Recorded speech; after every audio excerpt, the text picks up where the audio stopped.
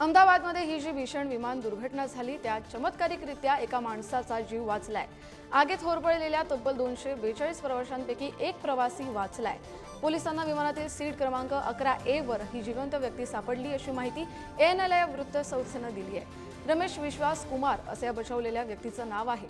रमेशच्या छातीला, डोळ्यांना आणि पायांना मोठी इजा झाली आहे। मी शुद्धीत आलो तेव्हा माझ्या आजूबाजूला मृतदेह पडले होते। मला खूप भीती वाटली। मी उठलो आणि पळालो। कोणीतरी मला पकडलं आणि ॲम्ब्युलन्समध्ये टाकलं अशी आपबीती या प्रवाशानं सांगितली आहे। एअर इंडियाचं बोईंग ड्रीमलायनर 787 हे विमान अहमदाबादमधील वैद्यकीय विद्यार्थ्यांच्या वसतिगृहावर कोसळलं। या दुर्घटनेत 5 वैद्यकीय विद्यार्थ्यांचा मृत्यू झाल्याची माहिती असून अनेक जण गंभीर जखमी झालेत। या 4 अंडर ग्रॅज्युएट विद्यार्थी आणि एक पदव्युत्तर विद्यार्थ्याचा समावेश आहे। लंडनला जाणाऱ्या या विमानानं सरदार वल्लभभाई पटेल आंतरराष्ट्रीय विमानावरून टेक ऑफ केलं आणि काही मिनिटातच अहमदाबादच्या मेघानीनगर इथल्या रहिवासी भागात कोसळलं। अहमदाबादमध्ये एअर इंडियाच्या विमानाचा अपघात झाला। या विमानात 242 प्रवासी होते, त्यापैकी 230 प्रवासी, 2 पायलट आणि 10 केबिन क्रू मेंबर्स होते अशी माहिती DGCAनं दिली आहे। विमानाचे पायलट सुमित सबरवाल आणि co pilot first officer Clive Kunder हे होते। एकूण 242 प्रवाशांपैकी 52 नागरिक ब्रिटनचे होते तर पोर्तुगालचे 6 आणि कॅनडाचा 1 नागरिक होता। बाकी उर्वरित सगळे प्रवासी भारतीय असल्याची माहिती DGCAनं दिली आहे। कॅप्टन सबरवाल यांना 8200 तास तर को पायलटना 1100 तास उड्डाणाचा अनुभव होता। अहमदाबादमध्ये जे प्रवासी विमान कोसळलं त्या अपघातग्रस्त विमानात गुजरातचे माजी मुख्यमंत्री विजय रुपाणी देखील होते। टेक ऑफ नंतर काही वेळातच हे विमान कोसळलं। दरम्यान विजय रुपाणी यांचा विमानतळावर चेक इन करतानाचा शेवटचा व्हिडिओ समोर आलाय। विजय रुपाणी त्यांच्या कुटुंबाला भेटण्यासाठी लंडनला जात होते, मात्र त्यांचं निधन झाल्याची माहिती उपमुख्यमंत्री एकनाथ शिंदे यांनी दिली आहे। 2016 ते 2021 पर्यंत विजय रुपाणी गुजरातच्या मुख्यमंत्रीपदी विराजमान होते। अहमदाबादमधील अपघातग्रस्त विमानातील क्रू मेंबरमध्ये बदलापुरातील रहिवाशाचा देखील सहभाग होता। क्रू मेंबर दीपक पाठक बदलापुरातील रहिवासी आहेत। दरम्यान ही बातमी कळताच बदलापुरातील त्यांच्या घरी त्यांच्या मित्रपरिवारानं गर्दी केली आहे। दुपारच्या दरम्यान दीपकने आपल्या आईला फोन केला होता, पण आता दीपकशी काहीच संवाद झाला नसल्याची माहिती समोर आली आहे। दीपकशी कोणताच संपर्क होत नसल्याची माहिती त्याच्या बहिणीनं दिली आहे। एअर इंडियाच्या विमान दुर्घटनेत दीपक पाठक देखील होता, त्यामुळे त्याच्या घरावर आता मोठी शोककळा पसरली आहे। अहमदाबादमध्ये एअर इंडियाचे प्रवासी विमान कोसळले आणि या विमानात 242 प्रवासी प्रवास करत होते। त्यापैकी या अपघातात 241 जणांचा मृत्यू झाल्याची माहिती आहे। तसंच या विमानातून महादेव तुकाराम पवार ज्यांचं वय वर्ष होतं 67 आणि त्यांच्या पत्नी आशा महादेव ज्यांचं वय होतं 55 या हातीत तालुका सांगोला इथल्या अहमदाबादमध्ये राहणारे होते। त्यांचा एक मुलगा एक अहमदाबादमध्ये तर दुसरा मुलगा लंडनमध्ये बेकरीचा व्यवसाय करतोय। मुलाला भेटण्यासाठी हे दोघं विमानातून लंडनला जात होते, मात्र अपघात घडल्यानं या दोघांचाही मृत्यू झाल्याची शक्यता वर्तवली आली आहे। अहमदाबादमधील दुर्घटनाग्रस्त विमानात महाराष्ट्रातील खासदार सुनील तटकरे यांचे नातेवाईक असल्याची देखील माहिती समोर आली आहे। विमानातील क्रू मेंबर अपर्णा महाडिक या तटकरेंच्या नातेवाईक आहेत। त्या मुंबईत वास्तव्याला होत्या। दुर्घटना झाली त्यावेळी अपर्णा महाडिक विमानात असल्याची माहिती आहे। अपर्णा महाडिक या सुनील तटकरेंच्या भाच्याची पत्नी असल्याची देखील माहिती समोर आली आहे।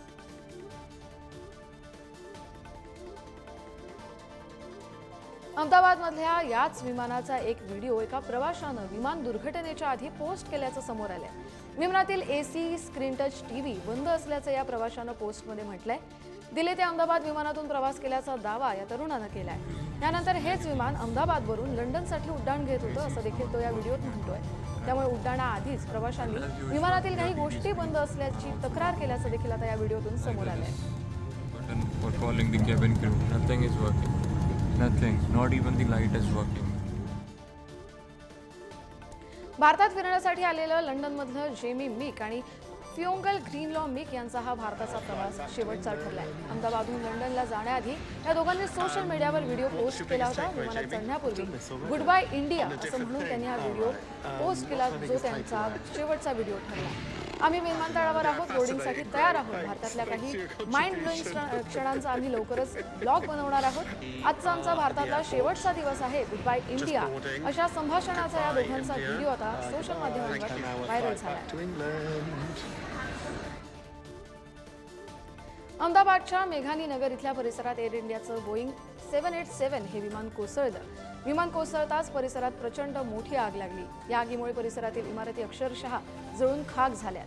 इमारतींची राख झाली आहे. दरम्यान या आग लागल्याचं कळताच अहमदाबादमधील अग्निशमन दलानं घटनास्थळी धाव घेतली. धुमस्या आगीवर नियंत्रण मिळवण्यासाठी अग्निशमन दलानं शर्थीचे प्रयत्न केले.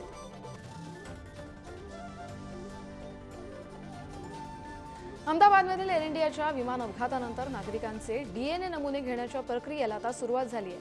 अपघातातील मृतांची ओळख पटवण्यासाठी डीएनए नमुने घेतले जात आहेत. विमानातील 242 प्रवाशांपैकी जवळपास सगळ्याच प्रवाशांचा मृत्यू झालाय. सुदैवानं त्यातला एक प्रवासी बचावलाय. मात्र होरपळलेल्या या सगळ्या प्रवाशांची क्रू मेंबर्सची ओळख पटवण्यासाठी प्रशासनाकडून आता डीएनए चाचणी केली जाते. अहमदाबादमधील सिव्हिल रुग्णालयात डीएनए नमुने घेण्यास सुरुवात झाली आहे. त्यामुळे काही माहिती असल्यास रुग्णालयात भेट देण्याचं आवाहन प्रशासनानं केलंय. विमान कोसळल्यानंतर एअर इंडियाकडून आपत्कालीन संपर्क क्रमांक जारी करण्यात आलाय. 180056914444 हा आपत्कालीन संपर्क क्रमांक देण्यात आलाय. अहमदाबादमध्ये एअर इंडियाचे प्रवासी विमान कोसळलं. अहमदाबादहून लंडनला जाणारं हे विमान कोसळलंय. या विमानात 242 जण असल्याची माहिती आहे. टेक ऑफ नंतर काही मिनिटातच 625 फुटांवरून हे विमान खाली कोसळलं आणि अपघातात 241 जणांचा मृत्यू झाल्याची माहिती आहे. या दुर्घटनेत जीव गमावलेल्या प्रत्येक व्यक्तीच्या कुटुंबियांना टाटा समूह 1 कोटी रुपये देणार आहे. तसेच या अपघातात नुकसान झालेल्या मेडिकल कॉलेज टाटा ग्रुप पुन्हा एकदा बांधून देणार आहे. विमान दुर्घटनेनंतर अहमदाबाद विमानतळ सेवा पूर्ववत करण्यात आली आहे. विमान दुर्घटनेनंतर काही काळासाठी विमानतळ बंद होतं. काही काळानंतर विमानसेवा आता पुन्हा सुरू करण्यात आली आहे. अहमदाबाद विमानतळापासून अवघ्या काही अंतरावरच एअर इंडियाचं विमान कोसळलं आणि त्यामुळे परिसरात धुराचे लोट पसरले होते. त्यानंतर दिल्लीहून अहमदाबादला जाणारी आजची सगळी विमानं रद्द करण्यात आली. यात 4 इंडिगो आणि 5 एअर इंडियाची विमानं आजसाठी रद्द केली होती. पण परिस्थितीवर नियंत्रण मिळवल्यानं विमानसेवा पूर्ववत करण्यात आली आहे. अहमदाबादमध्ये झालेल्या विमान दुर्घटनेनंतर बोईंग कंपनीच्या शेअर्समध्ये तब्बल 8% घसरण झाली आहे. तसंच GE एरोस्पेस आणि स्पिरिट एरोसिस्टम्स या बोईंगच्या पुरवठादार कंपन्यांच्याही शेअर्समध्ये 4% घसरण झाली आहे. त्यामुळे जागतिक विमान वाहतूक क्षेत्रात चिंता वाढली आहे. या अपघातामुळे बोईंगच्या 787-8 या ड्रीम लायनरच्या सुरक्षेवर मोठं प्रश्नचिन्ह निर्माण झालंय. विमान सेवेत आल्यापासून पहिल्यांदाच या विमानाचा जीवघेणा अपघात घडलाय. अहमदाबाद विमान दुर्घटनेची माहिती मिळताच उत्तर प्रदेशमधील नागरिकांनी प्रयागराजमध्ये त्रिवेणी संगमावर आरती केली आहे. यावेळी नागरिकांनी हातात अहमदाबाद प्लेन क्रॅशचे पोस्टर घेऊन घटनेत मृत्युमुखी पडलेल्यांना श्रद्धांजली वाहिली आहे. त्रिवेणी घाटावर शोकाकुल वातावरणात भाविकांनी आरती करून मृतांच्या आत्म्याला शांती मिळावी अशी प्रार्थना केली. यावेळी घाटावर आरतीसाठी भाविकांनी मोठ्या प्रमाणात गर्दी केली. एअर इंडियाच्या AI-171 या विमान दुर्घटनेनंतर राष्ट्रपती द्रौपदी मुर्मू यांनी एक पोस्ट करत शोक व्यक्त केलाय. या मृतांच्या कुटुंबियांच्या पाठीशी देश खंबीरपणे उभा आहे अशी पोस्ट त्यांनी केली आहे. तर पंतप्रधान नरेंद्र मोदी यांनी देखील संवेदना व्यक्त करत हे दुःख इतकं मोठं आहे की शब्दात व्यक्त करता येणार नाही असं म्हटलंय. या दुर्घटनेनंतर भाजपने देशभरातील सगळे कार्यक्रम देखील रद्द केले. भाजपच्या केंद्रीय मंत्रिमंडळानं हा निर्णय घेतलाय.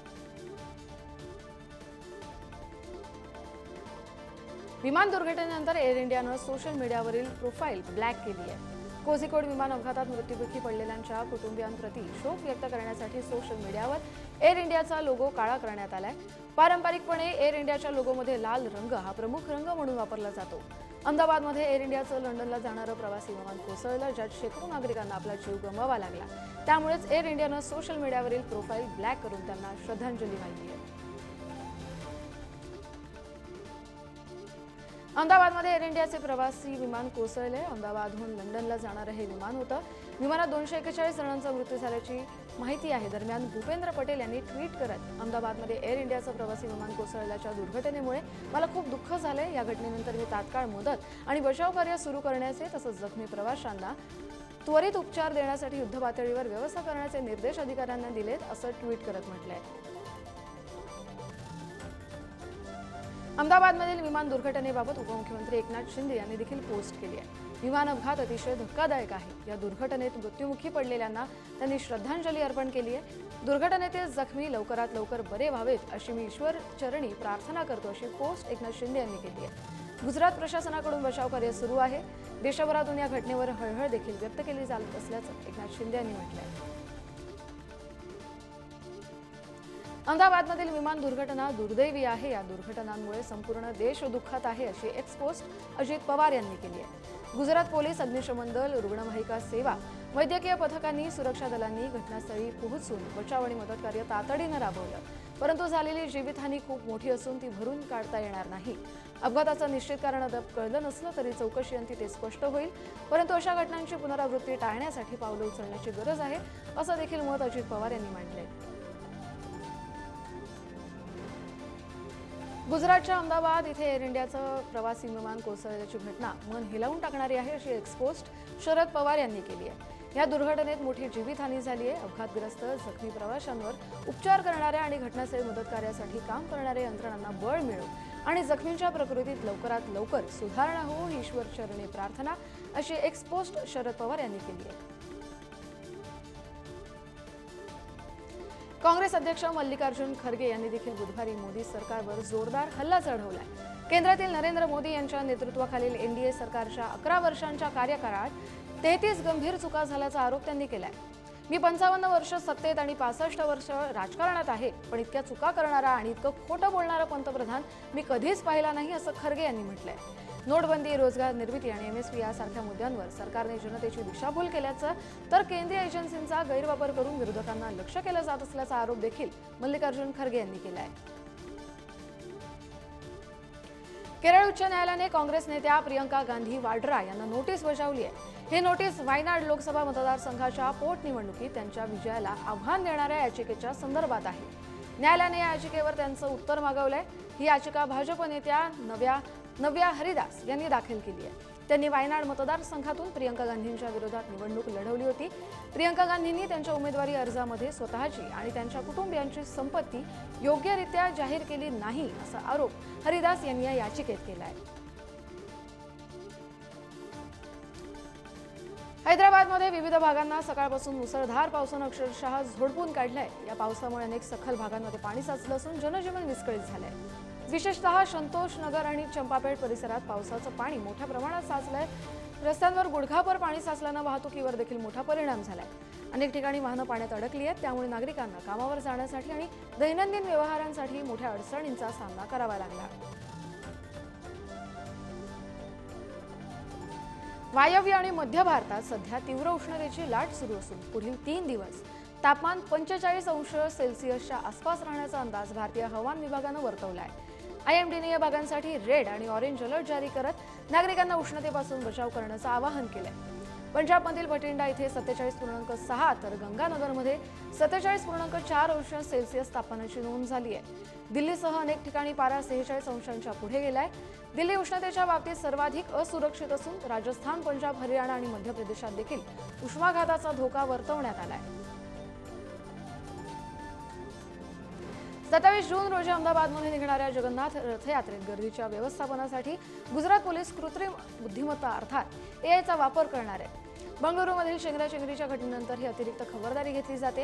या रथयात्रेत 14 ते 15 लाख भाविक सहभागी होण्याची शक्यता आहे. एआय सॉफ्टवेअर थेट सीसीटीव्हीला जोडले जातील, ज्यामुळे गर्दीचा अंदाज येऊन वेळीच नियंत्रण मिळवता येणार आहे. त्यामुळे आता रिअल टाइम मॉनिटरिंग शक्य होणार असून कोणताही अनुचित प्रकार टाळण्यास मदत होईल, अशी माहिती सहाय्यक पोलीस आयुक्त भरत पटेल यांनी दिली आहे. भारतीय जनता पक्षाला ऑगस्ट महिन्यात नवा राष्ट्रीय अध्यक्ष मिळणार आहे. बिहार विधानसभा निवडणुकीपूर्वी अध्यक्ष निवडला जावा अशी भाजप नेतृत्वाची इच्छा असल्याची माहिती आहे. त्यामुळे नव्या अध्यक्षांच्या निवडीपूर्वी भाजप सगळ्या राज्यातील प्रदेशाध्यक्षांच्या नियुक्त्या पूर्ण करणार आहे. जुलै महिन्यात राष्ट्रीय अध्यक्षाच्या निवडीची प्रक्रिया सुरू होईल आणि ऑगस्टमध्ये नव्या अध्यक्षाची घोषणा होईल, अशी माहिती आता समोर आली आहे. पंतप्रधान नरेंद्र मोदी यांच्या अध्यक्षतेखालील केंद्रीय मंत्रिमंडळानं रेल्वेच्या 2 महत्त्वाकांक्षी प्रकल्पांना मंजुरी दिली आहे. या प्रकल्पांची एकूण अंदाजे किंमत 6,405 कोटी रुपये आहे. या प्रकल्पांतर्गत झारखंड, कर्नाटक आणि आंध्र प्रदेशातील 7 जिल्ह्यांमध्ये 318 किलोमीटर लांबीचे रेल्वे जाळं तयार केलं जाणार आहे. हे प्रकल्प पीएम गती शक्ती राष्ट्रीय मास्टर प्लॅन या अंतर्गत स्थानिक विकास आणि रोजगाराच्या संधी निर्माण करतील, असं देखील सरकारनं म्हटलंय. जगात आर्थिक मंदीची परिस्थिती असताना भारतात मात्र तेजीच राहणार आहे. या वातावरणातही भारतात जीडीपी वाढीचा दर 6.3% राहील असा अंदाज जागतिक बँकेनं वर्तवलाय. जागतिक बँकेच्या ताज्या ग्लोबल इकॉनॉमिक प्रॉस्पेक्टच्या अहवालातून हा अंदाज प्रसिद्ध करण्यात आलाय. ही वाढ दर जगातील सर्वात वेगानं वाढणाऱ्या मोठ्या अर्थव्यवस्थांमध्ये भारताला अग्रस्थानी ठेवते. जागतिक पातळीवर व्यापार अडथळे, धोरणात्मक अनिश्चितता आणि प्रमुख व्यापार भागीदारांच्या कमकुवत कामगिरीमुळे यंदा जागतिक वाढ दर केवळ 2.3% येईल असा देखील अंदाज आहे. इस्रायली सैन्याने गाझामध्ये गेल्या 24 तासात 120हून अधिक पॅलेस्टिनींना ठार केल्याची माहिती वैद्यकीय सूत्रांनी दिली आहे. मृतांमध्ये अनेक भुकेने मदत मागणाऱ्या लोकांचा देखील समावेश आहे. गाझा पट्टीवरील सततच्या बॉम्बच्या हल्ल्यांमुळे एकूण युद्धात मृतांचा आकडा आता 55,000च्या वर पोहोचलाय. सकाळपासून मदत मिळवण्याचा प्रयत्न करत असताना 57 लोक ठार झाले. ही मदत वाटप केंद्र अमेरिका आणि इस्रायलच्या पाठिंब्यानं चालवली जात असल्याचं गाझा आरोग्य मंत्रालयानं सांगितलंय. क्वांटम संगणकाच्या क्षेत्रात एक ऐतिहासिक टप्पा गाठत IBM कंपनीच्या शास्त्रज्ञांनी या तंत्रज्ञानातील सर्वात मोठा एरर दूर केल्याचा दावा केलाय. त्यामुळे आता क्वांटम संगणक बनवणं आणखी जवळ आलंय. 2029 पर्यंत ते जगातील पहिला मोठ्या प्रमाणावर वापरता येणारा फ्लॉट टॉलरंट क्वांटम संगणक स्टारलिंक बाजारात आणणार आहेत अशी मोठी घोषणा IBMनं केली आहे. हा संगणक आजच्या क्वांटम संगणकांपेक्षा तब्बल 20,000 पट जास्त ताकदवान असेल. इतकी ताकद साधारण सुपर कॉम्प्युटर्सकडून मिळवणं अशक्यच आहे. क्वांटम संगणकांमध्ये क्युबिट्स असतात, पण त्यात चुकायची क्षमता जास्त असते, म्हणून ही त्रुटी सुधारणं खूप महत्त्वाचं होतं असं देखील IBMनं व्यक्त केलंय. अमेरिकन लष्कराचा 250वा वर्धापन दिन आणि लष्करी परेड शनिवारी 14 जून रोजी वॉशिंग्टनमध्ये होणार आहे. शनिवारच्या या परेडमध्ये शेकडो लष्करी वाहनं, विमानं आणि हजारो सैनिक सहभागी होतील. लष्कराच्या अंदाजानुसार सुमारे 2 लाख लोक या परेडसाठी येऊ शकतात आणि या परेडचा खर्च सुमारे 225 ते 405 कोटी रुपयांपर्यंत होईल असा अंदाज वर्तवण्यात आलाय. यावेळी अमेरिकन लष्कराच्या सन्मानार्थ तुकड्यांनी ट्वायलाइट टॅटू या कार्यक्रमात धाडस, अचूकता आणि कौशल्याचं दर्शन देखील घडवणार आहे. ट्वायलाइट टॅटू हा अमेरिकन सैन्याचा एक सार्वजनिक कार्यक्रम असणार आहे. दक्षिण आफ्रिकेत पावसामुळे भीषण पूर आलाय. पूरग्रस्त भागांमध्ये मदत कार्य सुरू असून अनेक लोक बेघर झालेत. तसंच पायाभूत सुविधांचं मोठं नुकसान झालंय. रस्ते, घरं आणि अनेक इमारती पाण्याखाली गेल्यात. क्वाझुलू नताल प्रांत आणि डर्बन सारख्या शहरांना पुराचा मोठा तडाखा बसलाय. एकूण 50 नागरिकांचा मृत्यू झाला असून मृतांचा आकडा वाढण्याची भीती व्यक्त केली जाते. तर दक्षिण आफ्रिकेला गेल्या काही वर्षांपासून दुष्काळ, अतिवृष्टी यासारख्या नैसर्गिक आपत्तींचा मोठ्या प्रमाणात सामना करावा लागतो. अमेरिकेच्या पाठिंब्याने चालणाऱ्या गाझा मानवतावादी फाउंडेशन या संस्थेनं हमासवर गंभीर आरोप केलाय. हमासने त्यांच्या 5 मदत कर्मचाऱ्यांना ठार केल्याचा दावा या संस्थेनं केलाय. अन्न वाटप केंद्राकडे जात असताना कर्मचाऱ्यांच्या बसवर हल्ला झाला, ज्यात 5 जण मरण पावले आणि अनेक जण जखमी झाल्याचं या संस्थेनं म्हटलंय. या घटनेचा तीव्र निषेध करत आंतरराष्ट्रीय समुदायानं हमासचा निषेध करावा असं आवाहन फाउंडेशननं केलं असून हमासनं अद्याप या आरोपांवर कोणतीही प्रतिक्रिया दिलेली नाही.